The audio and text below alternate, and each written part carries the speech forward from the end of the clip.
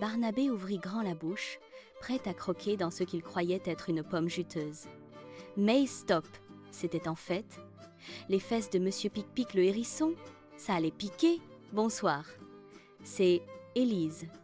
J'ouvre mon vieux coffre magique et en sort une énorme paire de lunettes rondes. Oh là là, regardez ce que j'ai trouvé dans le coffre ce soir. Une énorme paire de lunettes. Sans elle, l'ours de notre histoire est une vraie catastrophe ambulante. Installez-vous bien, on file tout de suite dans la forêt pour voir ce qu'il a encore trafiqué. Il était une fois, au beau milieu d'une forêt dense et chatoyante, un ours nommé Barnabé. Barnabé n'était pas un ours comme les autres. Il était grand, il était fort. Il avait un pelage brun qui brillait comme du chocolat fondu au soleil, mais il avait un tout petit problème. Un problème minuscule, mais qui prenait beaucoup de place dans sa vie. Barnabé avait une vue épouvantable. Sans ses grosses lunettes rondes, le monde pour Barnabé ressemblait à une grosse soupe de pois cassés. Les arbres étaient des taches vertes floues, les rivières des rubans bleus qui dansaient, et ses amis les animaux. Eh bien, c'était encore plus compliqué. Ce matin-là, le soleil se leva doucement sur la tanière de Barnabé. Les oiseaux commençaient leur concert matinal. Cui, cui, cui, cui, et un rayon de lumière vint chatouiller le bout du museau de notre ours endormi. Barnabé grogna, s'étira de tout son long craque, fit son dos et bâilla si fort que les feuilles tremblèrent à l'entrée de la grotte. « Ah, quelle belle journée !» marmonna-t-il, les yeux encore collés de sommeil.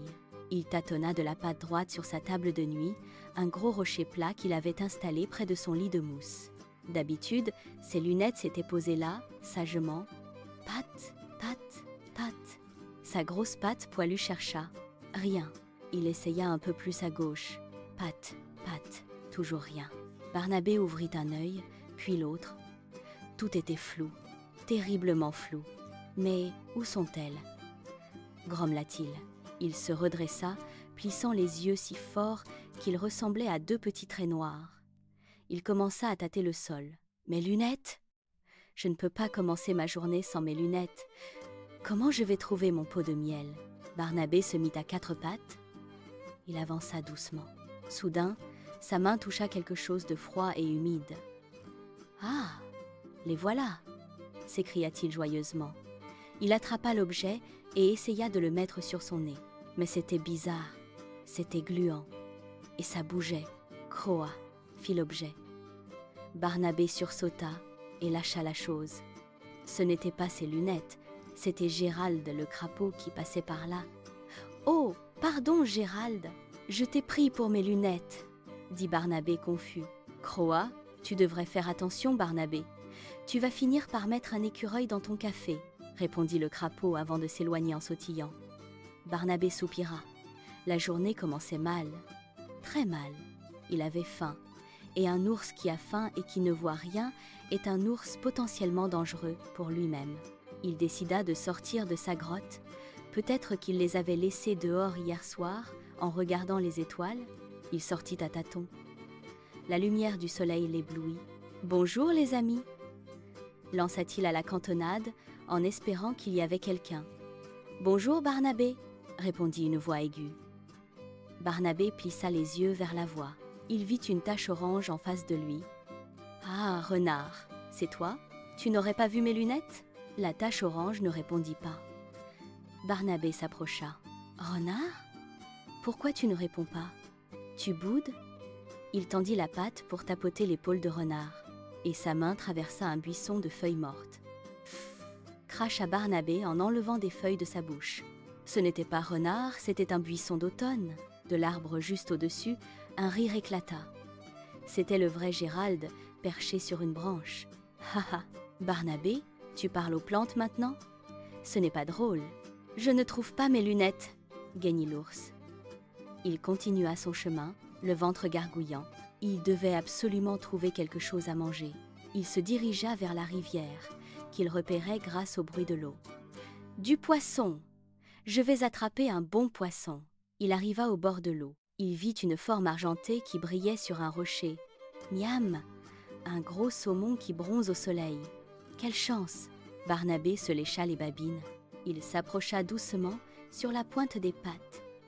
doucement, et hop, il bondit, clang! Un bruit métallique résonna dans toute la forêt. Aïe! Oui, mes dents! Barnabé tenait entre ses pattes non pas un saumon, mais une vieille gourde en aluminium oubliée par un randonneur. Il la jeta loin de lui, dépité. C'est une catastrophe. Je suis un ours perdu, un ours aveugle et affamé. Soudain, il entendit un bourdonnement. Zzz, zzz, zzz, zzz, zzz. Ses oreilles se dressèrent. Ça, je connais. C'est le bruit du bonheur. C'est une ruche. Guidé par le son et l'odeur sucrée, il avança vers un gros arbre. Il leva la tête. Il voyait une grosse tache sombre accrochée à une branche basse. Oh, la belle ruche bien remplie. Je vais me régaler.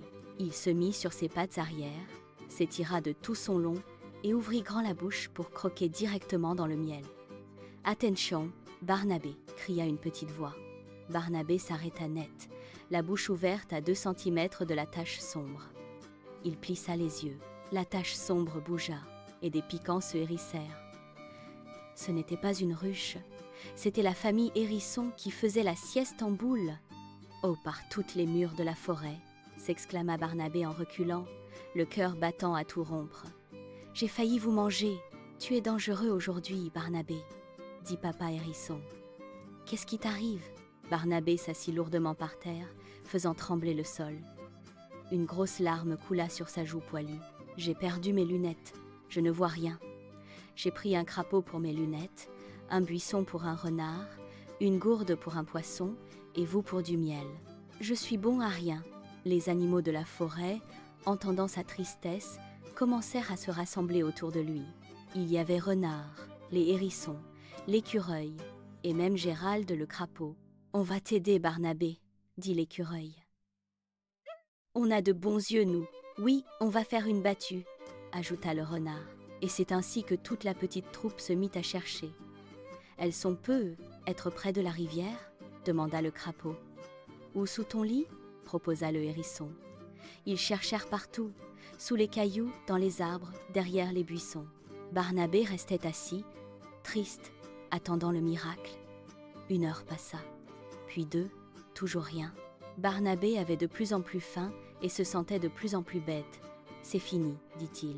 Je vais devoir vivre dans ma grotte pour toujours et attendre qu'on me livre des pizzas. » C'est alors que Madame la Chouette, qui dormait habituellement le jour, fut réveillée par tout ce remue-ménage. Elle descendit de sa branche, en planant silencieusement, et atterrit sur l'épaule de Barnabé. « Houhou! Mais quel est ce tintamarre ?» demanda-t-elle en ajustant ses propres lunettes de lecture. « Barnabé a perdu ses lunettes, » expliqua l'écureuil. « On les cherche partout !» La chouette tourna sa tête à 180 degrés, regarda les animaux, puis regarda Barnabé. Elle cligna des yeux, puis elle se mit à rire. Un rire doux comme le bruissement des feuilles. « Ouh ouh ouh! Sacré Barnabé! Pourquoi tu ris ?» demanda l'ours, vexé. « Ce n'est pas drôle. »« Barnabé, mon cher ami, » dit la chouette, « lève ta patte droite. » Barnabé obéit, perplexe. « Touche le sommet de ta tête. » Barnabé remonta sa patte le long de son oreille jusqu'au sommet de son crâne poilu. Il sentit quelque chose de froid et de lisse. Ses doigts s'accrochèrent à 2 branches en métal. Il tira doucement. L'objet descendit et vint se poser pile sur son nez. Soudain, le monde changea. Les taches floues devinrent nettes. Le vert devint des feuilles précises. La tache orange devint le renard souriant. Et sur son épaule, il vit clairement les plumes magnifiques de la chouette. Il avait ses lunettes sur la tête depuis le début. Il les avait probablement repoussées sur son front en se frottant les yeux au réveil, et il avait complètement oublié. Un grand silence se fit dans la forêt. Tous les animaux regardaient Barnabé avec des yeux ronds, puis Barnabé commença à rougir sous sa fourrure. Et soudain, il éclata de rire. Un rire énorme, tonitruant, qui fit s'envoler 3 pigeons. « Ha ha ha ! Sur ma tête ! Elles étaient sur ma tête ! Ha ha ha !» Tous les animaux se mirent à rire avec lui. Renard se roulait par terre, les hérissons gloussaient, et même le crapaud faisait des petits bonds de joie. « Quel étourdi je fais ! dit Barnabé, en essuyant une larme de rire derrière ses verres retrouvés. Ce soir-là, Barnabé organisa un grand festin pour remercier ses amis de leur aide et de leur patience. Il trouva finalement du vrai miel et de vrais mûres qu'il partagea avec tout le monde. Et avant d'aller se coucher, il posa ses lunettes très soigneusement sur son rocher. Il les regarda une dernière fois. « Bonne nuit, lunettes. Restez bien là, hein? Pas de blague demain matin ?» Et Barnabé s'endormit, le ventre plein et le cœur léger, rêvant d'un monde où les hérissons ne ressemblent jamais, au grand jamais, à des pots de miel. Et toi, est-ce que tu es aussi étourdi que Barnabé parfois? Si cette histoire t'a fait rire, laisse un gros pouce bleu à la vidéo. Et surtout, abonne-toi et active la cloche pour ne pas rater la prochaine aventure de mon coffre magique. Fais de beaux rêves et vérifie bien sur ta tête avant de chercher tes affaires. À bientôt!